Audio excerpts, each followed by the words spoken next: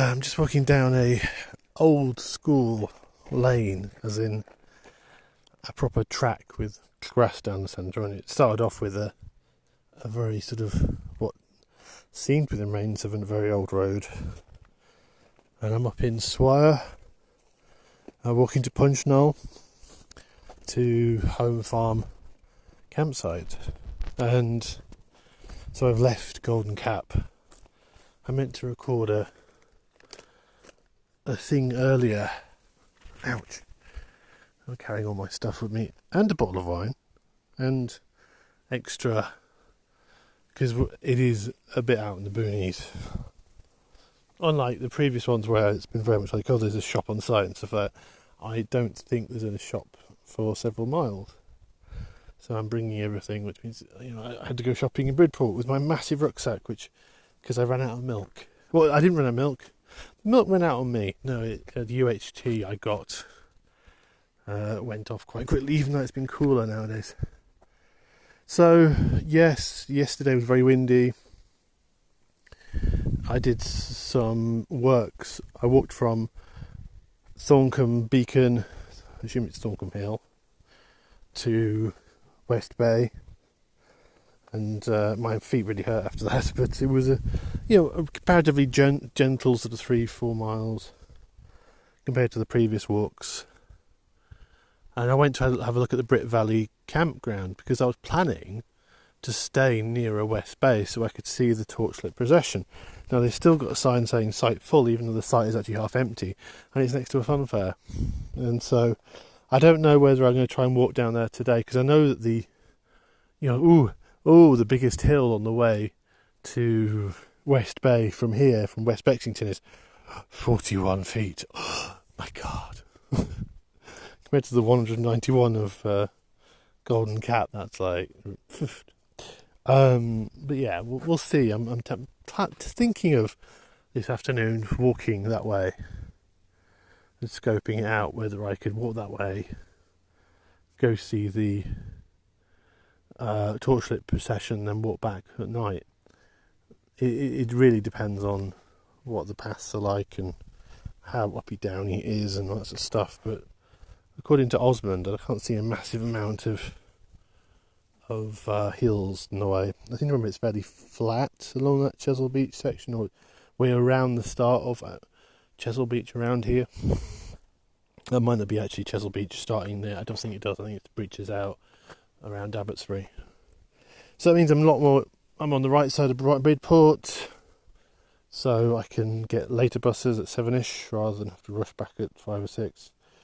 And also nearer Weymouth. So it's kind of like, that was, a bit like last time I went for Weymouth and worked back to Swanage. This time I went as far as I wanted to go, which was Golden Cap, and then I'm working my way back. I'm not sure what I'll do next. I'll stay here for a couple of days. Depends how much is around here and how much availability. What's looming is the August bank holiday weekend. I may have to come home for that, but that's fine. That would have been 2 weeks.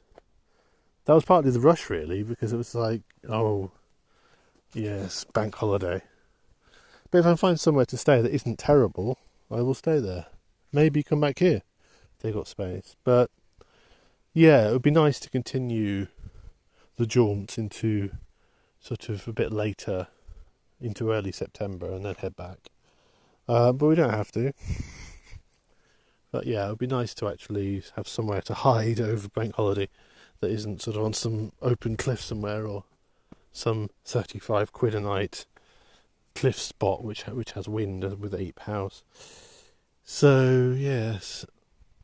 So I did a couple of pieces yesterday. I did a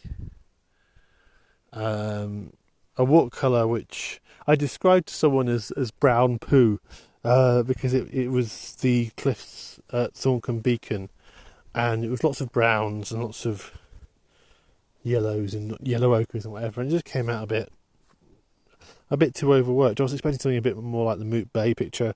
I saw it, went, oh wow, and then did the watercolour in the baking sun, and I was like, yes, maybe I need to be buffeted by winds before I can do better work. So I think the episode art for this, and this is going to be a short episode, and this is much more to talk about with the procession, and I might do it as a different separate podcast, because as I say, we skipped a day. I did record a really good podcast at the mobile home last night, and I didn't press record. So I was walking through Golden Cap Holiday Park, whittering to myself, and this wasn't recording. I mean, there was a couple of takeaways from that, which was, one is that I was amused by places like Alberian, Millfield, Derwent, Oakdale, Ambleside. It seemed to name a lot of the things after rivers and lakes, their caravans and their areas.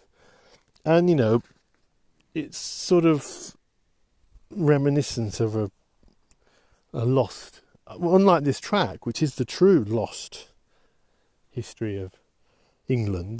These kind of old tracks that are probably very ancient.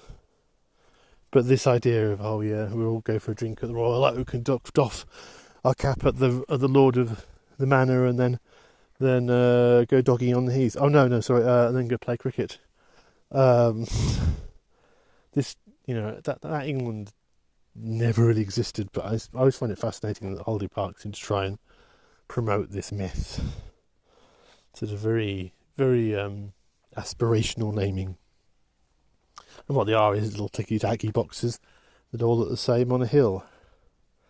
And are kind of nature black spots. I have to say, Golden Cap is good because they do actually have some wild areas. They do actually have quite a lot more trees. They've got some kind of award from David Attenborough. They are kind of recycling, although a lot of people are dumping caravan equipment, you know, and camping equipment right at the end, broken stuff, which is really naughty because you're not supposed to do that. Although I don't tell anyone, I also didn't dump any items. I left some usable items for people to take, because I bought a few things there, like washing liquid for clothes, and I took a few little bottles of it in case I need to do it again, but I don't need that to carry the whole bottle. And actually, given this incredibly heavy weight of this pack, I'm glad I did that. A few other things, you know, but, you know, I left them in some, you know, I didn't dump them in the bin, but hopefully some people can use those.